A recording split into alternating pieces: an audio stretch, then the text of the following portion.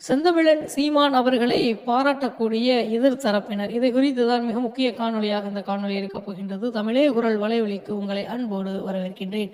சீமான் அவர்களுடைய அரசியலை குறித்து தற்பொழுது மிகப்பெரிய அளவிற்கு எதிர்த்தரப்பினர் பேச துவங்கி இருக்கின்றார்கள்.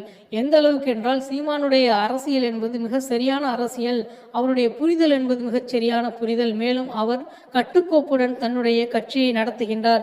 மேலும் அதில் இருக்கக்கூடியவர்கள் எல்லாம் அரசியல் ஆராய்ந்து செயல்படக்கூடியவர்கள், மேலும் அரசியலை ஆய்வுக்கு உட்படுத்தக்கூடியவர்கள், மிக தெளிவான பேச்சாளர்கள், மிக அரிதான பேச்சாளர்கள். மேலும் அதில் இருக்கக்கூடியவர்கள் எல்லோரும் ஆதாரத்துடன் பேசுவார்கள், வாய்க்கு வந்ததை பேச மாட்டார்கள், மிக தெளிவானவர்கள் என்று சீமானை தற்பொழுது எதிர்த்தரப்பினர் கண்ணா பின்னாவென்று புகழ ஆரம்பித்திருக்கின்றார்கள்.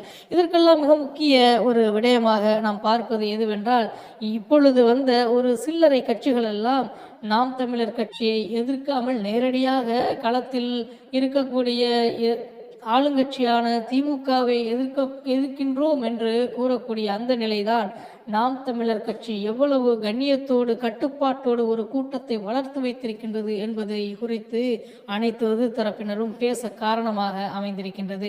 இதிலும் குறிப்பாக இயக்குனர் ரஞ்சித் அவர்கள், செந்தமிழன் சீமான் அவர்கள் எப்பொழுதுமே சரி, எல்லா தேர்தலிலும் மிகச்சரியானதொரு அணுகுமுறையை பின்பற்றுவார். யார் யாருக்கு எத்தனை சீட்டுகளை கொடுக்க வேண்டும் என்பதை மிக தெளிவானதொரு கண்ணோட்டத்தோடு கொடுப்பார். இன்னமும் யார் யாரெல்லாம் எந்தெந்த தொகுதிகளில் நிற்க வேண்டும், அங்கே அவர்களுக்கு வாக்கே இல்லாவிட்டாலும் சரி, வாக்கு விழுந்தாலும் சரி, சாதி பார்த்து போடும் ஓட்டு எனக்கு தீட்டு என்ற அடிப்படையிலேயே மிக தெளிவானதொரு வேட்பாளர்களை அங்கே நிறுத்தி வாக்குகளை அறுவடை செய்வார் என்பது நமக்கு தெரியும்.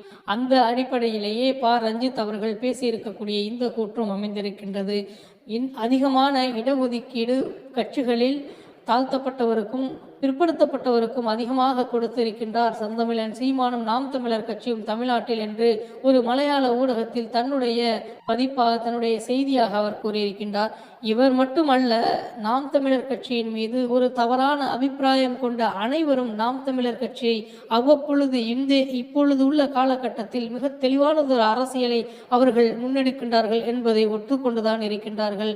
ஏனென்றால் நாம் தமிழர் கட்சி என்பது அந்த காலத்திற்கான அரசியல் அல்ல, மாறாக எதிர்காலத்திற்கான அரசியல் என்று மிக தெளிவானதொரு அரசியலை எடுத்து சென்று கொண்டிருக்கின்றது. எனவேதான் ஒரு காலத்தில் நம்மை ஏசியவர்கள் எல்லாம் தற்பொழுது பேசுகின்றார்கள், நாம் தமிழர் கட்சி மிக சரியானதொரு பாதையில் செல்கிறது என்று கூறினால் அந்த வார்த்தை மிகையாகாது. அன்புக்கினியவர்களே, நாம் தமிழர் கட்சி என்பது நீங்கள் நினைப்பது போன்று சாதாரண கட்சி அல்ல. அது கொள்கை நிறைந்த கூட்டம்.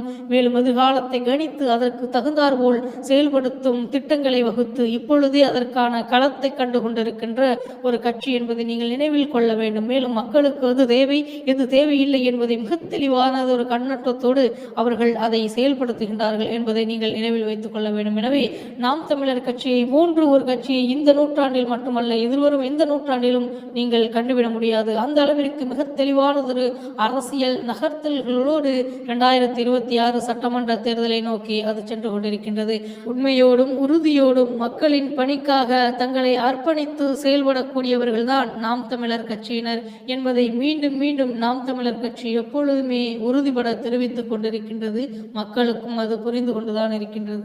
2026 தேர்தலில் மிக நிச்சயமாக நாம் தமிழர் கட்சி மாபெரும் வெற்றியை பெற்று சட்டமன்றம் செல்லும் என்பதில் மாற்று கருத்தில்லை. மீண்டும் நல்லதொரு காணொலி உங்களை சந்திக்கின்றேன். நன்றி, வணக்கம். நாம் தமிழர்.